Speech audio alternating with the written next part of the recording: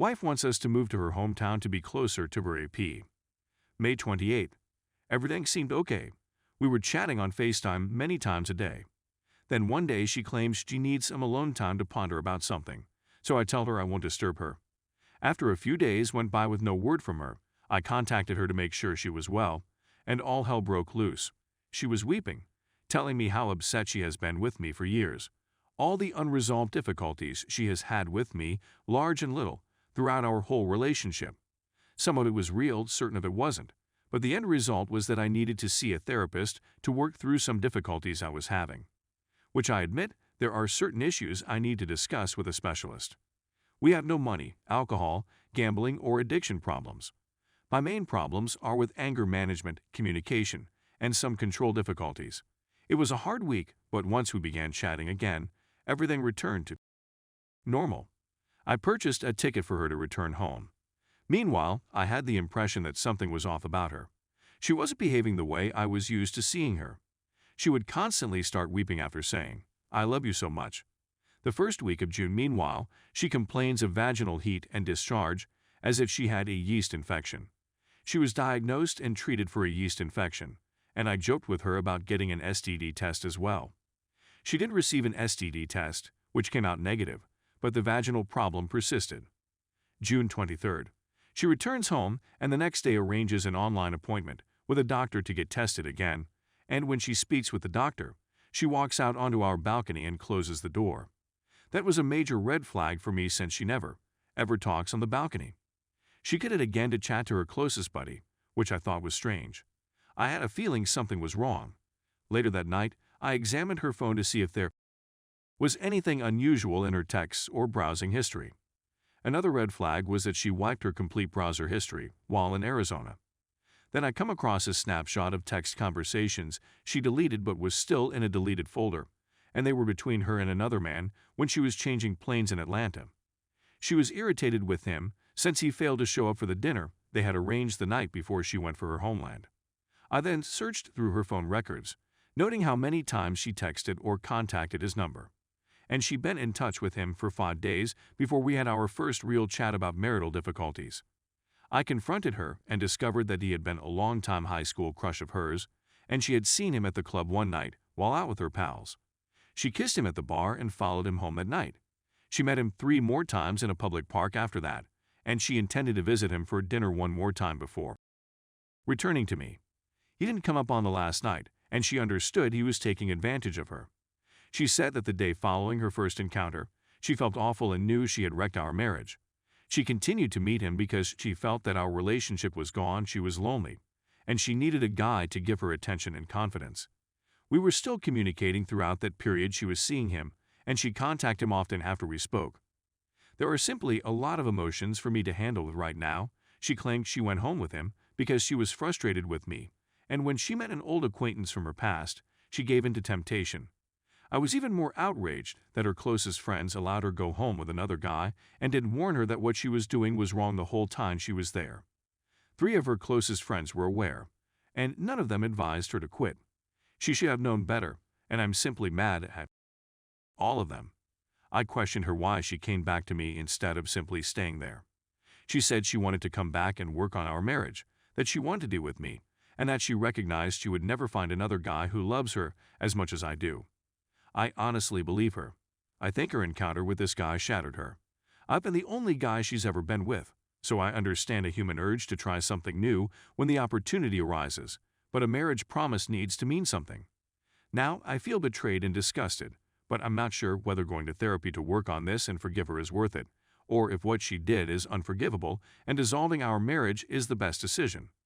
It's difficult to know what to do since there are so many things society, religion, and culture teach us about marriage, yet life is hard, and being an adult is especially difficult. Is it normal to attempt to forgive what a loved one has done, or do we have certain standards that we must follow regardless of how much a person means to us? We don't have any children, therefore divorce is a viable possibility. At the same time, I've committed 9 years in a relationship with her, and although I believe I can forgive her for making a bad choice, it's difficult for me to accept how shabby she treated me and believe that I deserve to retain her in my life. How am I meant to know whether she's telling the truth when she claims she despises herself and wants to be with me? I've contacted a therapist for me as well as our marital counselor. She'll need to see a therapist to work through her concerns. Story 2. My wife cheated on me and I have an odd request for her to help me cope. So to give you some context, the wife and I were having some difficulties because she suspected I had stolen money from a business partner and lied to her about it. I tried trying to explain to her that it was a mistake and that it was not true, and I'd even provided her evidence that I didn't do it, but she decided to listen to other people over me and filed for divorce on 10/6. She began chatting to a man after she filed for divorce, by happenstance, not on purpose, and she never cheated on me before the divorce. I know this for a fact. Over the following several months, I fought to establish my innocence, and I sent all of my paperwork to her attorney so that they could provide her with a third-party view.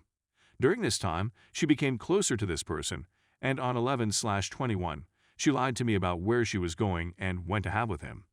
On 11/27, I discovered she was messaging this person and questioned her. She told me that nothing had transpired. At the same time, her lawyer finally returned and declared, "Yep, your spouse is innocent, clear as day." On 11/28, I discovered via my own investigation that she had with him, and I spent the following week working out how to approach her. We agreed to call off the divorce on December 3rd, despite the fact that I knew she cheated and she had no idea I knew. So I approached her on 12/4 and informed her that I knew something more had occurred and that if this marriage is going to succeed, she needed to tell me now. She acknowledged to having and I admitted to knowing.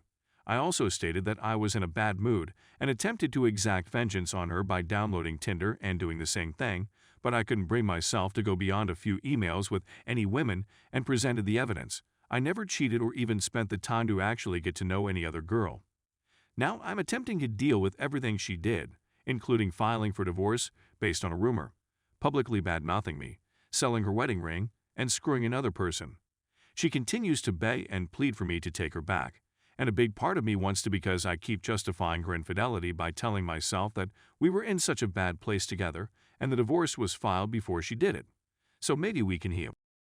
With professional help. Or maybe not, but I love her enough to give a fair shot.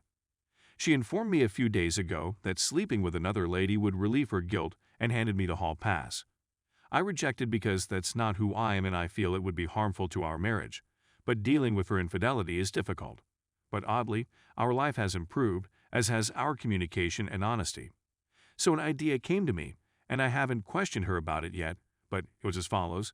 If you're feeling bad enough to give me a pass, and since that's not who I am, why don't we utilize this chance to try with another female she chooses, and she may determine the rules.